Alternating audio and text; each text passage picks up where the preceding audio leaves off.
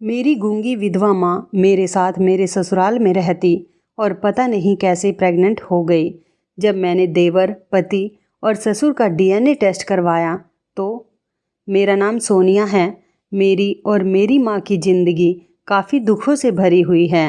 वो कहते हैं ना, जिनका कोई नहीं होता उनका ऊपर वाला होता है। मैं एक जवान लड़की हूँ। मेरे परिवार में मैं और बस मेरी माँ है जो कि बोल नहीं सकती। वो गूंगी है।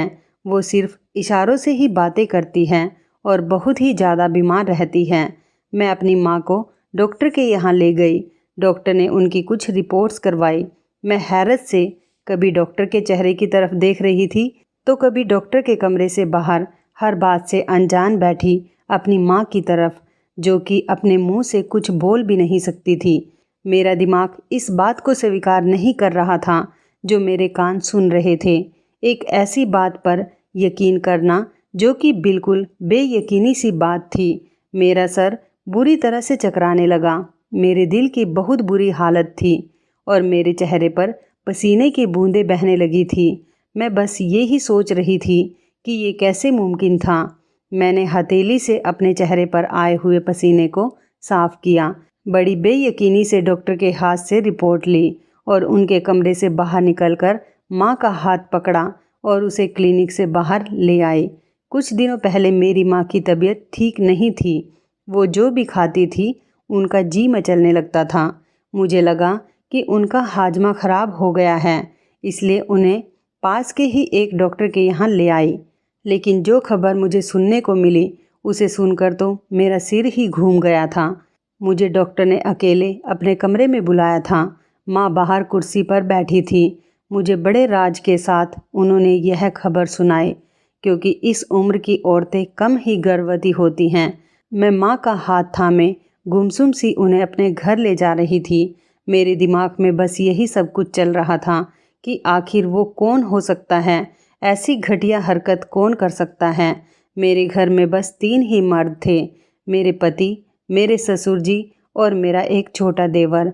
अब तक तो सब कुछ ठीक ही चल रहा था।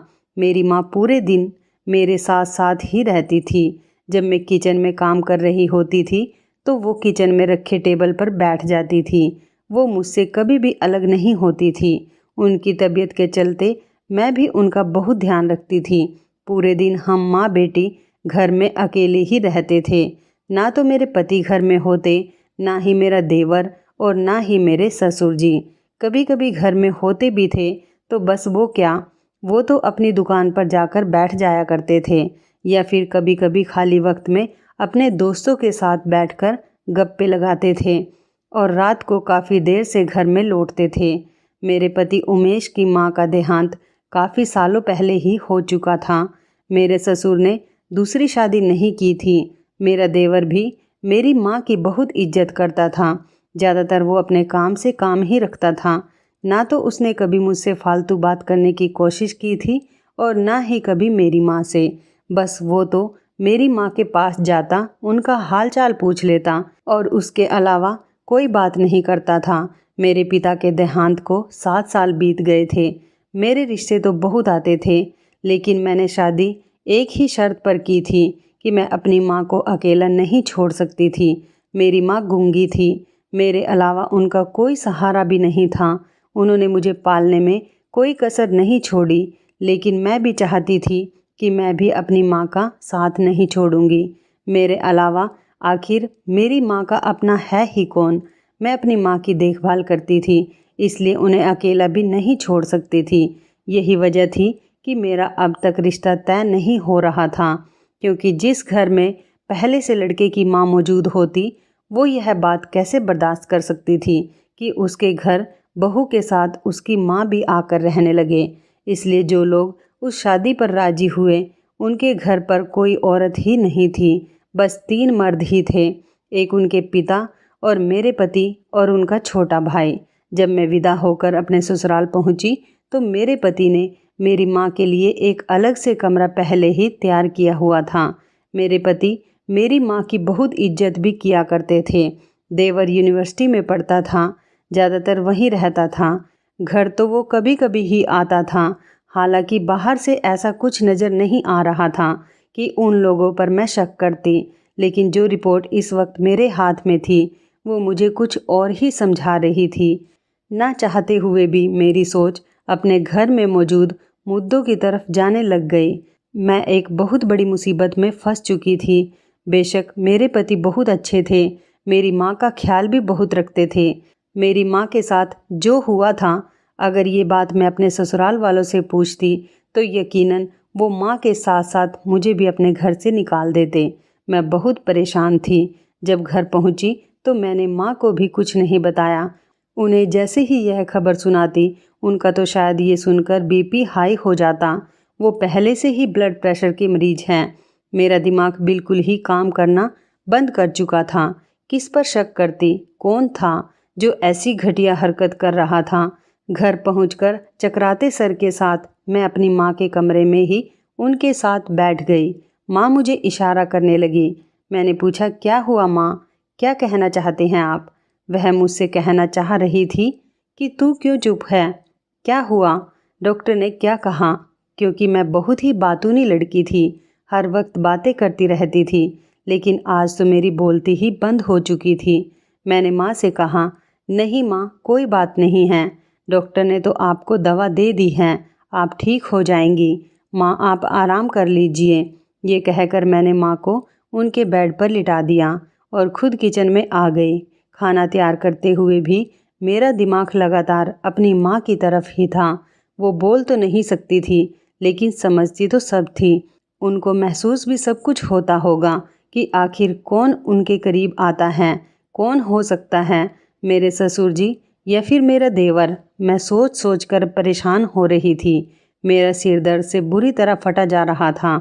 मुझे कोई भी बात समझ में नहीं आ रही थी कि आखिर मैं क्या करूं, किससे बात करूं। मेरे पति तो अपने पिता और भाई के बारे में कभी भी कोई ऐसी बात बर्दाश्त नहीं कर सकेंगे, और माँ से कैसे बात करूं, कैसे बताऊं उन्हें? जब उमेश ऑफिस से वापस आए तो मेरे लिए एक फूलों का गुलदस्ता लेकर आए, लेकिन मैं मुस्कुरा भी नहीं सकती थी। मैं जिस मुसीबत से गुजर रही थी वो मेरे लिए बर्दाश्त करने लायक नहीं थी। मुझे चुप देखकर उमेश मुझसे कहने लगे, क्या हुआ, चुप क्यों हो? तबीयत तो ठीक है ना तुम्हारी? मैं क्या जवाब देती। मैंने कहा कि मेरे सर में बहुत दर्द है। कहने लगे, खाना खा लो फिर दवाई खा लेना।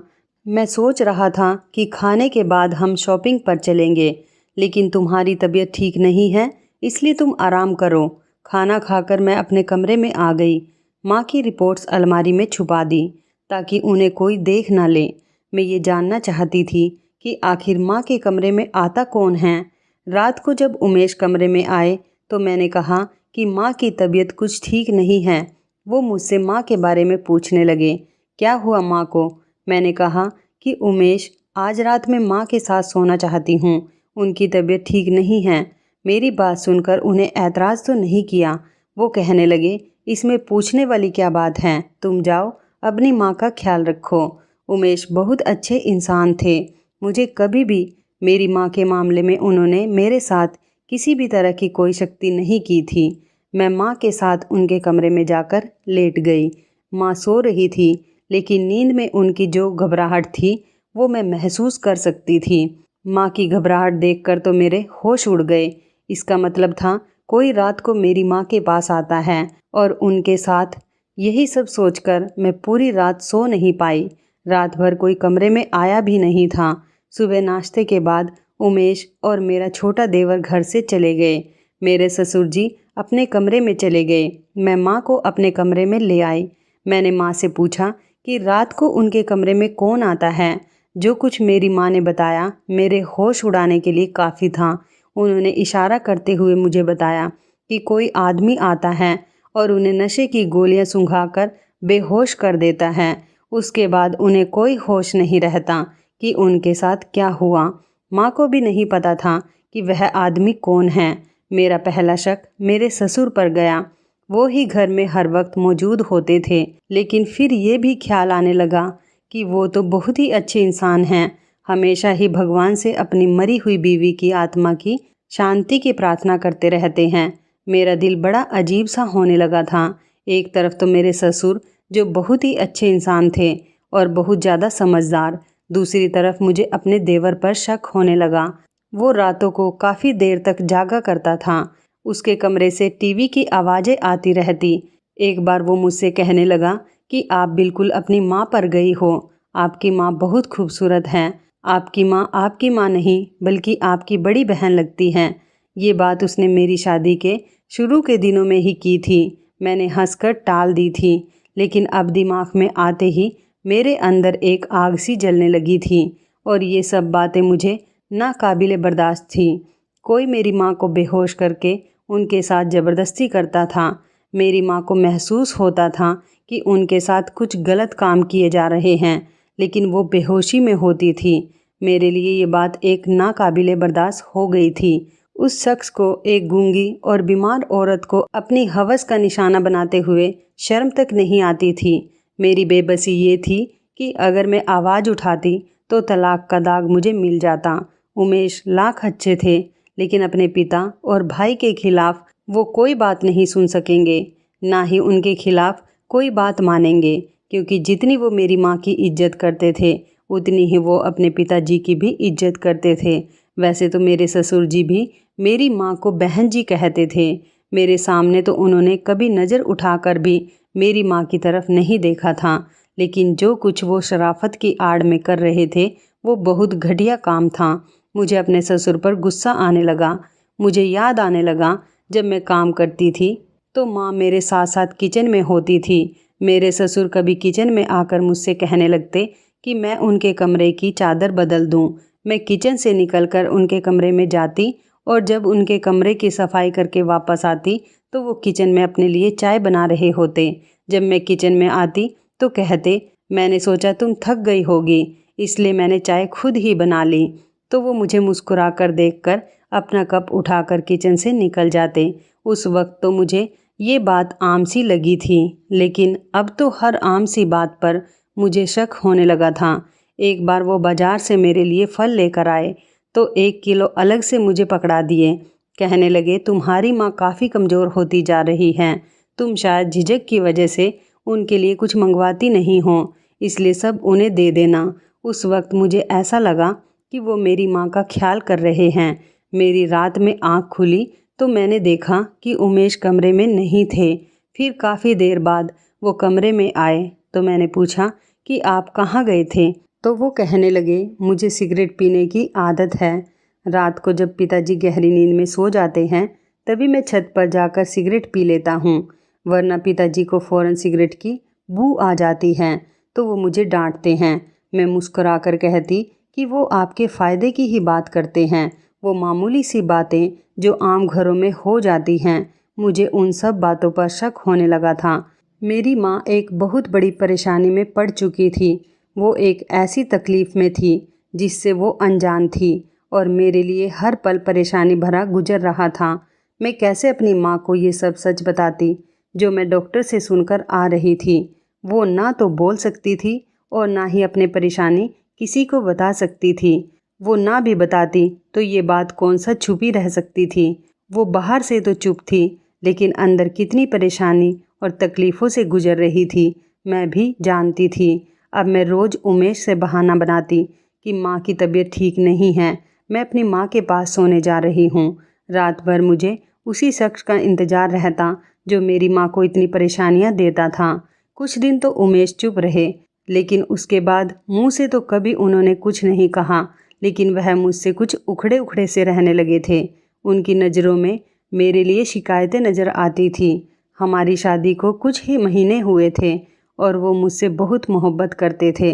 दिन भर वो ऑफिस में गुजारा करते तो रात को वो कुछ वक्त मेरे साथ बिताना चाहते थे, लेकिन मैं खुद जिस दिमागी उलझन का शिकार थी मुझे उमेश की इस ख्वाहिश का भी एहसास नहीं था और अब तो मैं उनके काम करना भी भूल जाती थी। यहाँ तक उमेश के कपड़े भी प्रेस करना भूल गई थी।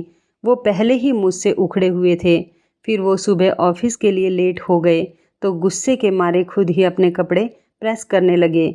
जब मैंने कपड़े प्रेस करने के लिए कहा तो मुझे गुस्से में आकर बोले कि तुम बस अपनी माँ की ही सेवा किया करो, तुम्हारे लिए बस एक वही ज़रूरी काम है। वो इस वक्त इतने गुस्से में थे कि मेरी कोई बात नहीं सुन रहे थे। मैंने कहा कि नाश्ता कैसा बना है। तभी वो बिना नाश्ता किए ही ऑफिस चले गए। मैं अपनी माँ की वजह से बहुत परेशान थी। इस पर उमेश का रवैया देखकर और भी ज़्यादा टेंशन में आ गई थी। मैं अपने कमरे में बैठकर रोने लगी। रात को उमेश का मूड बहुत ही ख़राब था, इसलिए मैंने माँ के कमरे में जाने के लिए पूछा ही नहीं। उमेश से अपनी गलती की माफ़ी मैंने पहले ही मांग ली थी, मगर वो कहने लगे कि माफ़ी मांगकर मुझे शर्मिंदा मत करो। तुम्हें समझना चाहिए, मुझे पूरे दिन तुमसे बात करने का भी मौका नहीं मिलता, और रात को जब मैं तुमसे बात करने की कोशिश करता हूँ तब तुम्हारे पास मेरे लिए समय ही नहीं होता। मैंने बार बार सॉरी बोलकर उनको मना लिया। वो जल्दी से राजी भी हो गए थे। लेकिन अगली सुबह माँ इशारे से कहने लगी कि कल रात तू मेरे पास क्यों नहीं सोई। वो आया था और वो रात मेरे लिए बहुत ही दर्दनाक थी। माँ मेरे साथ गले लगकर रोने लगी थी। मेरा दिल तो कट कर ही रह गया था कि मैं इस शख्स का क्या करूं। मेरे आंसू बहने लगे थे। कौन था जो ये सब कुछ कर रहा था? ना मेरा इस शहर में कोई रिश्तेदार था, ना ही कोई अपना जिस पर मैं भरोसा करके अपनी माँ को छोड़ देती, और वो बोल भी नहीं सकती थी। मैं उनके रहने का अलग बंदोबस्त कर देती, लेकिन वो एक मजबूर सी औरत थी। उन्हें वॉशरूम भी मैं ही लेकर जाती थी। बीमार होने के कारण उन्हें चलने में भी बहुत दिक्कत आती थी। मैं अभी इस उलझन से नहीं निकल सकी थी कि क्या करूं और क्या ना करूं।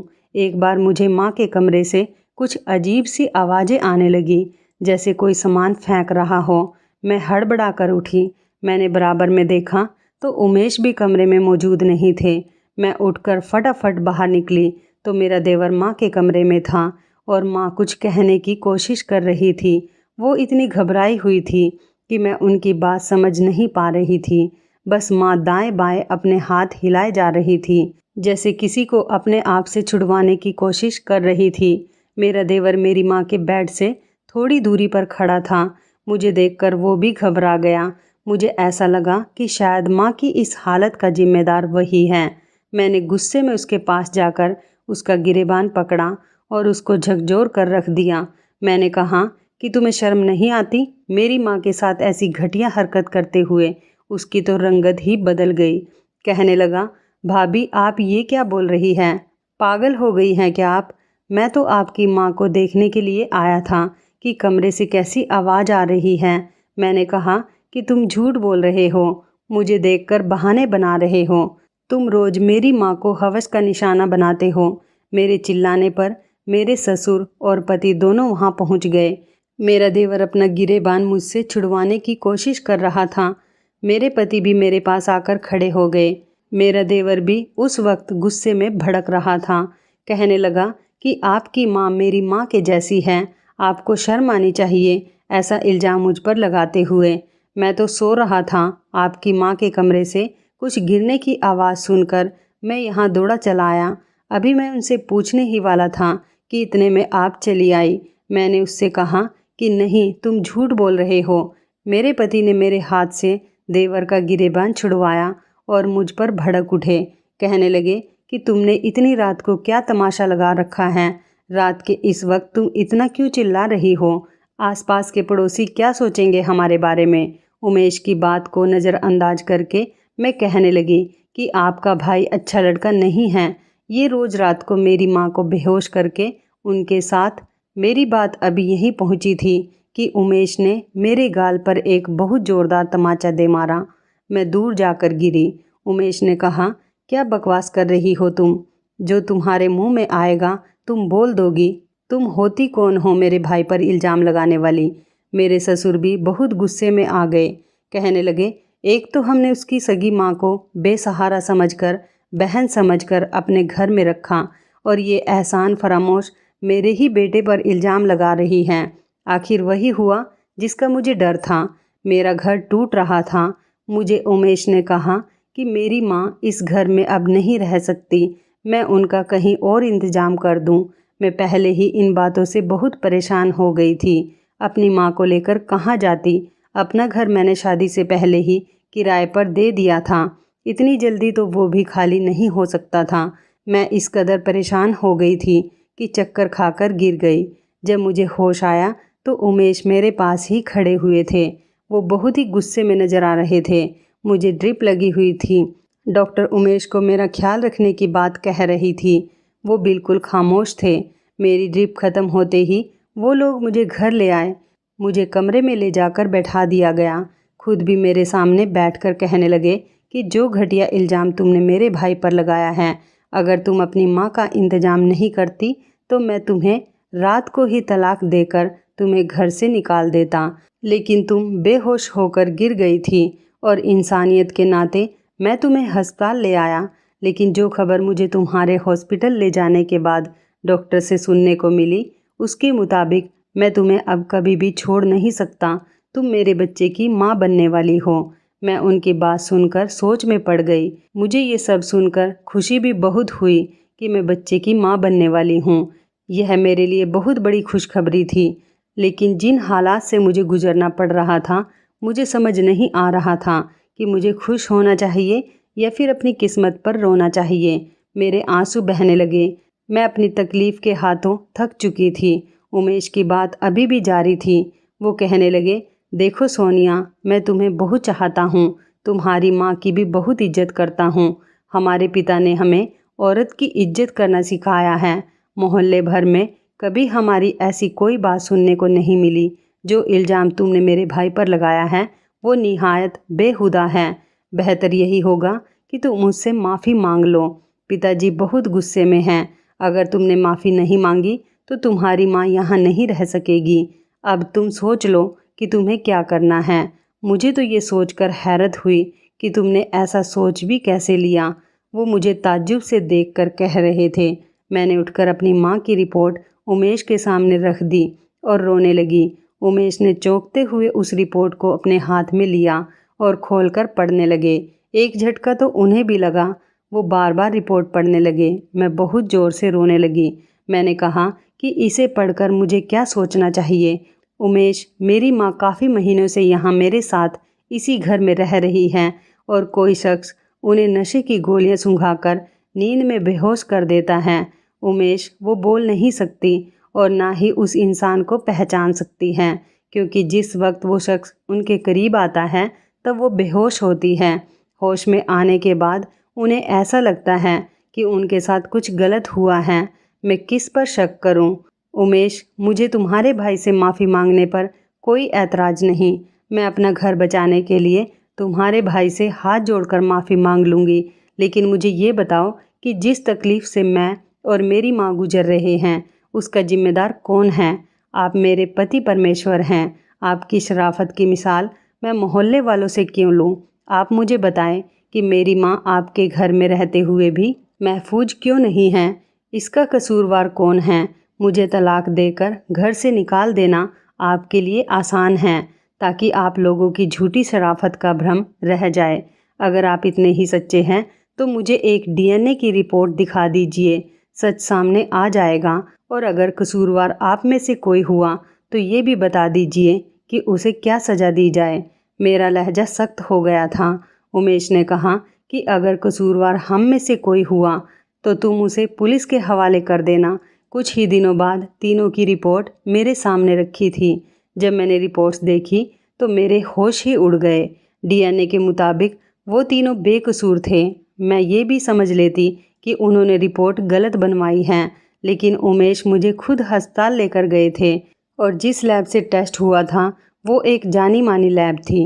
अब तो मैं और भी उलझन में फंस गई थी। कौन था जो मेरी माँ के साथ ये सब कुछ कर रहा था? उमेश ने मेरी माँ के कमरे में कैमरा लगवा दिया ताकि हमें पता चल सके कि वो कौन था। जैसे ही वो शख्स मेरी माँ के कमरे में दाखिल हुआ, उमेश मेरी माँ के कमरे में चले गए और उसे पकड़ लिया। उसने नकाब पहन रखा था। जब उमेश ने उसका नकाब उतारा तो हैरान रह गए।